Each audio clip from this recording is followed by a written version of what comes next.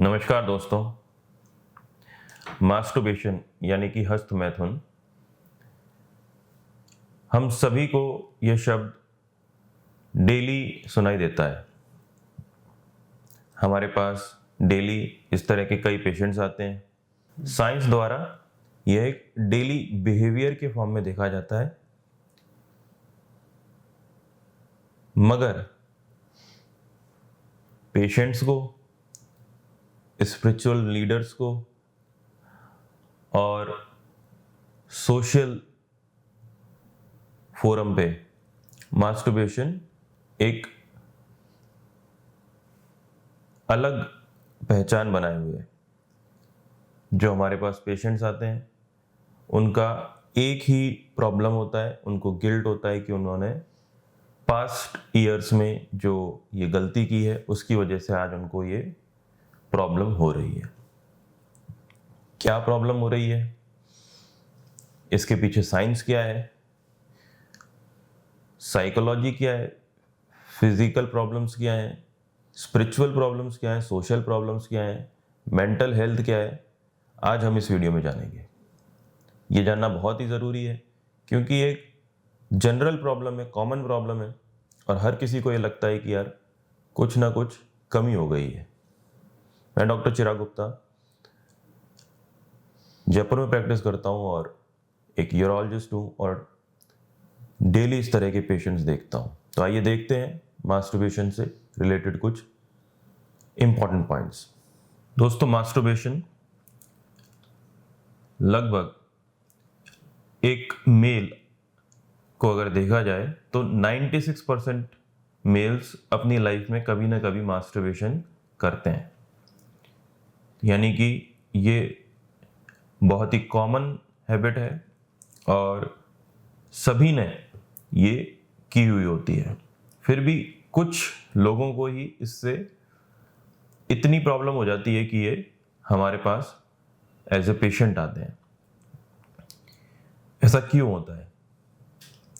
क्योंकि उन पेशेंट्स को या तो कोई फिजिकल या साइकोलॉजिकल या सोशल या स्पिरिचुअल थॉट्स डेवलप होते हैं जिससे कि उनको लगता है कि उनके शरीर में कुछ ऐसी प्रॉब्लम हो गई है जो कि अब सॉल्व नहीं हो सकती। फिजिकल प्रॉब्लम्स क्या क्या हो सकती हैं? पेनिस की इंजरी हो सकती है। कई पेशेंट्स हमारे पास मास्टरबेशन के साथ आते हैं कि उन्होंने मास्टरबेशन करने की कोशिश की थी और उस वजह से उनके पीनिस में से एक साउंड आई, एक पॉपअप साउंड आई, एक झटका सा लगा और पेनाइल फ्रैक्चर हो गया। मास्टरबेशन बहुत ही विग्रस हुआ था। उन्होंने मास्टरबेशन के टाइम सीमेन बाहर ना आ जाए तो उसको बीच में ही रोकने की कोशिश की, पेनिस मोड़ने की कोशिश की, पेनिस को बेंड किया और पेनिस की जो अंदरूनी लेयर है जिसको कि ट्यूनिका बोलते हैं वो ब्रेक हो गई।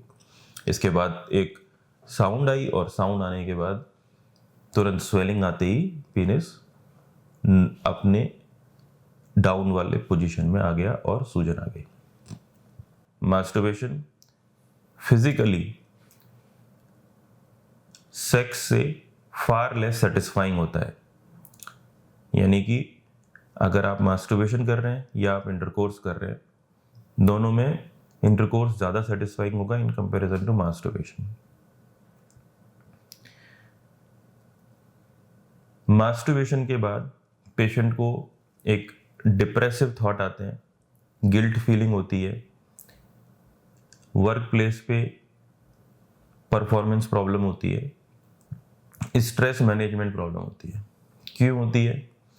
क्योंकि जो स्पिरिचुअल थिंकिंग है, जो पेशेंट की इनहेरेंट थॉट्स हैं, जो सेल्फ बिलीफ है, वो बीट हो जाता है मास्टरबेशन में। मास्टरबेशन इंटरकोर्स का एक डुप्लीकेट फॉर्म है, बट पेशेंट इसको गिल्ट की फॉर्म में लेता है क्योंकि इसका जो एडवर्स इफेक्ट है, जो गलत प्रभाव है शरीर पे, वो उस पर ज़्यादा ध्यान देता है। उसको ऐसा लगता है कि मास्टरबेशन करने के बाद उसकी बॉडी की एनर्जी सारी ड्रेन हो गई है, या फिर उसका जो सीमन है या वीर्य है जो पतला हो गया है, बॉडी के अंदर कुछ कमी हो गई है जिसकी वजह से बॉडी अब ग्रो नहीं करेगी, और वेट लूज हो रहा है, थकान हो रही है, काम में मन नहीं लग रहा, स्पोर्ट्स में मन नहीं लग रहा, पढ़ाई में मन नहीं लग रहा, पेनिस का साइज छोटा हो गया है, ईडी हो गया है, इरेक्टाइल डिसफंक्शन हो गया है, या फिर प्रीमैच्योर इजैक्यूलेशन हो गया है। ये सारे थॉट्स जब उसके दिमाग में आते हैं तो उसको एक गिल्ट फीलिंग आती है, एक डिप्रेसिव फीलिंग आती है, एंजाइटी हो जाता है, स्ट्रेस हो जाता है, काम करने में मन नहीं लगता। ये सारी प्रॉब्लम्स उसके संग हो जाती हैं।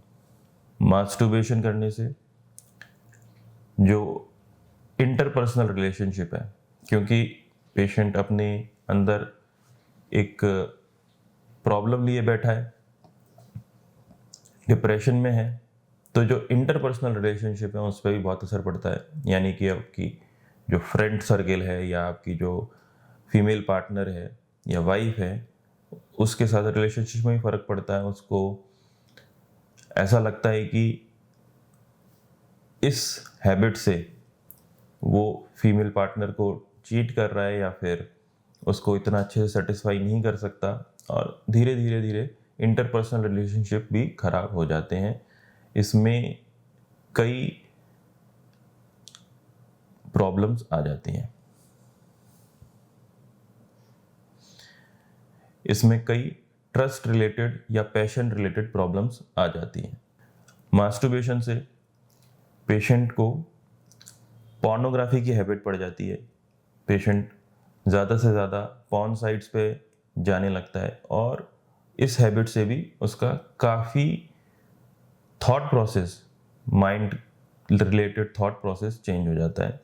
उसको पॉर्नोग्राफी वीडियो में ज़्यादा इंटरेस्ट आने लगता है, नेचुरल सेक्स में ज़्यादा इतना ध्यान नहीं रहता, और पॉर्नोग्राफी की वजह से उसको ये नेचुरल सेक्स फीका लगने लगता है। इस वजह से वो कई बार हमारे पास यह भी लेके आते हैं कि पहले तो मेरे को पार्टनर के साथ इरेक्शंस आ जाते थे, और अब मेरे को पार्टनर्स के संग इरेक्शन नहीं आते हैं। तो मास्टरबेशन से रिलेटेड ये सारी परेशानियां पेशेंट को हो सकती हैं, बट एक्चुअली जो लोगों को परेशानियां नहीं होती हैं उनके लिए मास्टरबेशन एक स्ट्रेस रिलीविंग, कंसंट्रेशन इंप्रूव करने के लिए, स्लीप इंप्रूव करने के लिए एक ज़रिया होता है। और मास्टरबेशन अगर साइंस के द्वारा भी देखा जाए तो मास्टर एंड जॉनसन ने ही बताया है कि मास्टरबेशन से स्टडीज़ में फिजिकली कोई भी प्रॉब्लम नहीं देखी गई। मगर अगर किसी को physical, mental, social, spiritual problems masturbation से हो रही हैं तो उनका थॉट प्रोसेस बहुत ही अलग होता है, उसको हम साइंस से एक्सप्लेन नहीं कर सकते। दोस्तों, मास्टरबेशन एक फिजिक्स या साइंस से ज़्यादा या बायोलॉजी से ज़्यादा स्पिरिचुअल और सोशल थॉट्स से रिलेटेड है, और अगर किसी को ये प्रॉब्लम हो रही है तो उसको ज़रूर एक्सपर्ट एडवाइस की ज़रूरत होती है। मास्टरबेशन के लिए नवयुवकों का, नौजवानों का एक सवाल ज़रूर होता है कि कितनी बार मास्टरबेशन हम कर सकते हैं। तो ये सवाल सीधे तौर पे पेशेंट इसलिए पूछ रहा है कि उसके मन में एक भय है, एक डर है कि मास्टरबेशन से कोई प्रॉब्लम तो हो सकती है, मगर अगर कुछ लिमिट कर दे तो हो सकता है कि वो बच जाए, उसको कोई प्रॉब्लम ना हो। यानी कि मास्टरबेशन को वो इम्पॉर्टेंट मान रहा है, उसको एक लग रहा है कि एक स्ट्रेस रिलीविंग, सेटिस्फाइंग प्रोसीजर है, कुछ तो इससे फ़ायदा हो रहा है मेरे को। मगर दूसरी तरफ उसको एक सोशल और स्पिरिचुअल थॉट आते हैं कि ये मुझे मेरे रिलीजन से दूर ले जा रहा है, मुझे ऐसा लग रहा है कि मुझे मेरे परिवार से, मेरे रिलीजन से, मेरे सोसाइटी से दूर ले जा रहा है। तो वो ज़रूर ये सवाल पूछता है कि कितनी बार कर सकते हैं। इसका कोई नंबर नहीं है, आप इसको कितनी बार कर सकते हैं या आपके ऊपर है, आपकी कितनी नीड है उस वक्त, उस एज में, उस हार्मोन लेवल्स में, उस थॉट प्रोसेस में, उस सोसाइटी में आपकी कितनी नीड है। ऐसा कोई क्वेश्चन का आंसर सीधा सीधा नहीं है, मगर फिर भी अगर हम समझें तो हफ्ते में 3 बार यूजुअल एवरेज मास्टरबेशन देखा गया है। और अगर आप इससे ज़्यादा करते हैं तो बॉडी में थकान, कुछ सीमेन पतला होना, इरेक्टाइल डिस्फंक्शन होना, ये सारी प्रॉब्लम्स या प्रीमैच्योर इजैकुलेशन होना आपको फेस करना पड़ सकता है। मैं आशा करता हूं दोस्तों, अगर इस वीडियो से आपको मास्टरबेशन के बारे में कुछ भी जानकारी मिलती है या समझ में आता है, या इस कॉम्प्लेक्स प्रॉब्लम के बारे में कुछ समझ में आता है, तो आप इस वीडियो को लाइक, शेयर और सब्सक्राइब ज़रूर करें ताकि ज़रूरतमंदों तक ये पहुंच सके। धन्यवाद।